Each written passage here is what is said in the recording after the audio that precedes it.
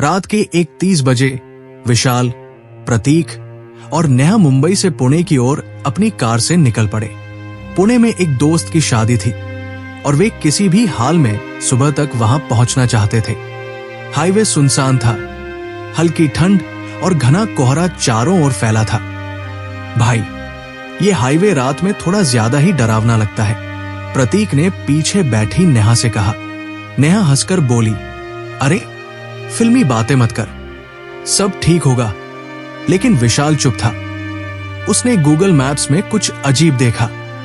Root दिखा रहा था कि वे गलत रास्ते पर हैं, जबकि वे सीधा हाईवे पर ही थे। थोड़ी देर बाद जब कार लोनावला के पास पहुंची तो विशाल को सड़क के किनारे एक औरत दिखाई दी। वो सफेद साड़ी में थी, उसके बाल बिखरे हुए थे और वो एकटक उनकी कार को घूर रही थी। नेहा ने भी उसे देखा और कहा, अरे ये कौन है इतनी रात में? कोई जरूरतमंद होगी, शायद मदद चाहिए, प्रतीक ने कहा। लेकिन जैसे ही कार उसके पास पहुंची, वो औरत अचानक गायब हो गई। तीनों के रोंगटे खड़े हो गए। भाई, ये क्या था? विशाल के हाथ कांपने लगे। वे बुरी तरह डर चुके थे, लेकिन सफर जारी रखना जरूरी था। अब वे खोपोली के पास पहुंचे, जहां सड़क एक तीखे मोड़ से गुजरती थी। तभी अचानक उनकी कार के सामने एक आदमी आ गया। विशाल ने जोर से ब्रेक मारा, लेकिन कार किसी से टकराई ही नहीं। आदमी वही खड़ा था और धीरे धीरे मुस्कुरा रहा था। उसकी आंखें पूरी सफेद थी। तभी कार अपने आप बंद हो गई। प्रतीक और नेहा चिल्लाए, भाई गाड़ी स्टार्ट कर। विशाल ने बार बार कोशिश की, लेकिन कार चालू ही नहीं हो रही थी। फिर वो आदमी धीरे धीरे कार की ओर बढ़ने लगा। हम मर गए भाई, ये भूत है, प्रतीक रोने लगा। तभी अचानक गाड़ी अपने आप चालू हो गई और तेजी से पीछे जाने लगी। स्टीयरिंग विशाल के हाथ में था ही नहीं। कार खुद ब खुद सुनसान रास्ते की ओर मुड़ गई। अब वे हाईवे से पूरी तरह उतर चुके थे। चारों ओर घना जंगल था और दूर कहीं एक पुरानी हवेली जैसी इमारत दिखाई दी। गाड़ी रुक गई। चारों ओर सन्नाटा था। अचानक हवेली के अंदर से एक डरावनी हंसी गूंजी। तुम्हें लगा कि तुम बच जाओगे? एक साया दरवाजे पर खड़ा था। वो वही आदमी था जिसकी आंखें सफेद थी और अब उसके साथ सफेद साड़ी वाली औरत भी थी। दरवाजा खुला और भीतर से कई साए बाहर आने लगे। गाड़ी स्टार्ट करो विशाल, जल्दी। लेकिन गाड़ी दोबारा बंद हो चुकी थी। प्रतीक ने खिड़की से देखा। अब वे परछाइयां धीरे धीरे उनकी ओर बढ़ रही थी।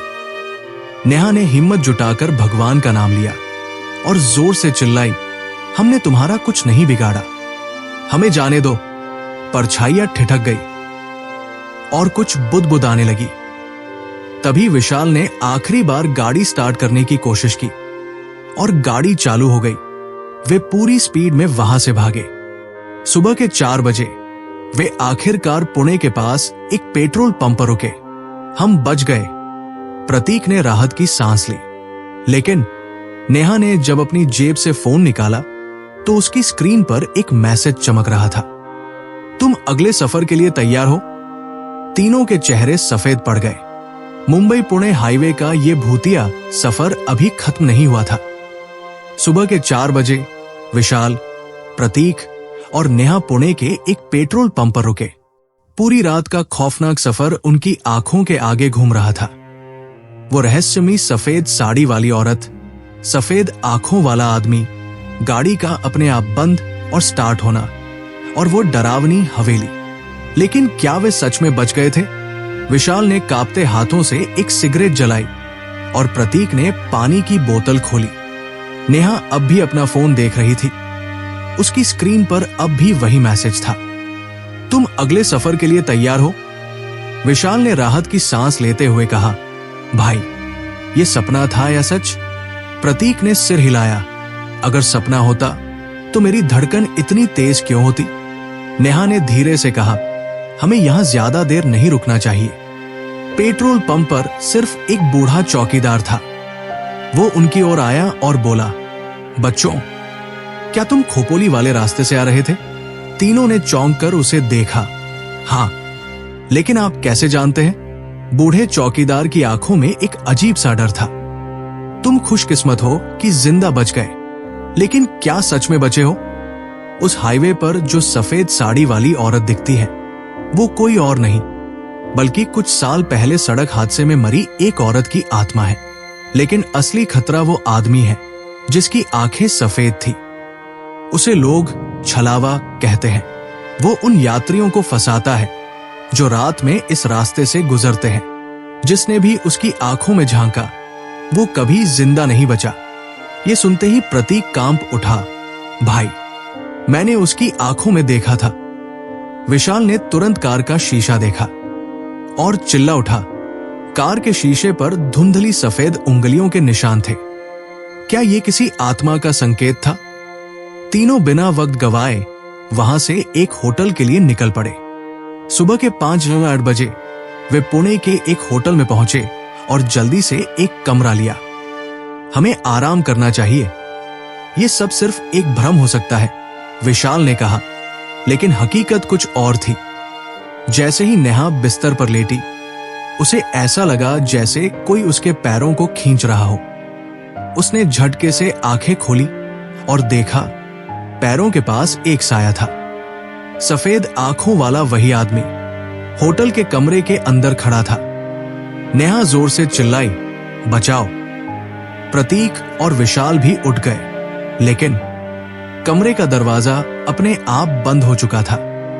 साया धीरे धीरे आगे बढ़ रहा था और फिर उसकी आवाज आई, तुम मुझसे बच नहीं सकते। नेहा ने तुरंत पास पड़ी गीता उठा ली और मंत्र पढ़ने लगी। साया तेजी से कांपने लगा और फिर गायब हो गया।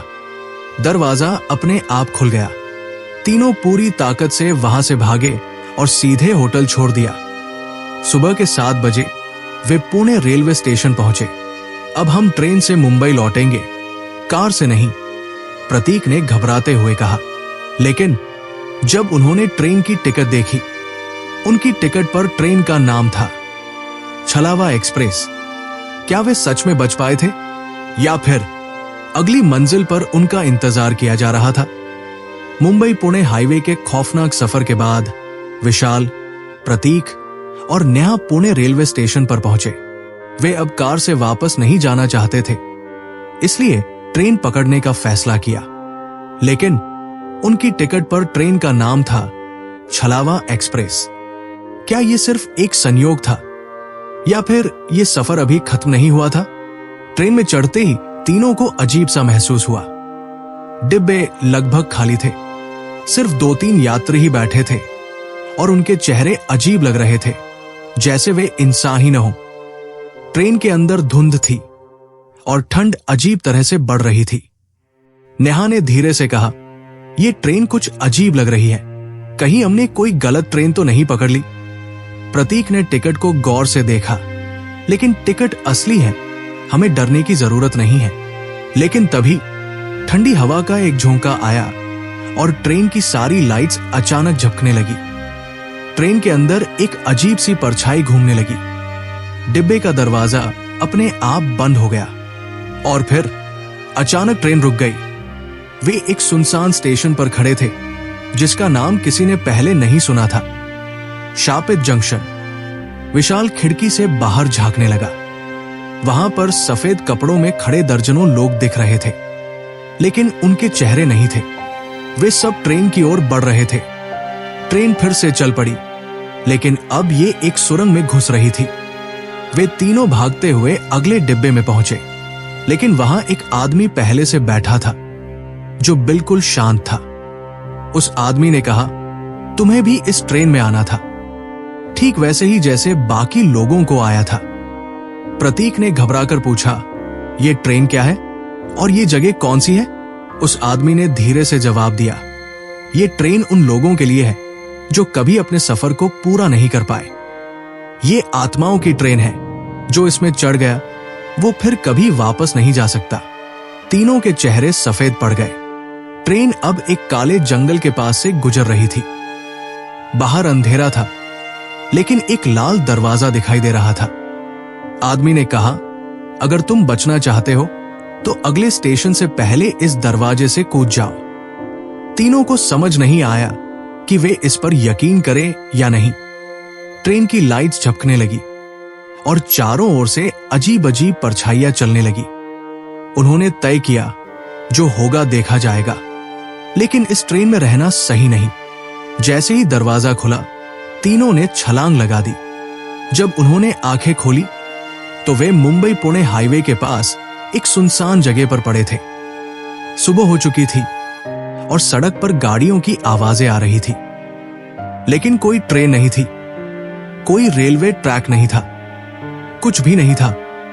एक ट्रक वाला रुका और बोला, तुम लोग यहां क्या कर रहे हो? ये जगह बहुत खतरनाक है। विशाल ने आखिरी बार अपनी जेब में टिकट देखा और टिकट पर लिखा था, छलावा एक्सप्रेस वन वे जर्नी। क्या ये सपना था या सच में वे मौत की ट्रेन से वापस आए थे? लेकिन एक सवाल अभी बाकी था, वो आदमी कौन था जिसने उन्हें बचाया?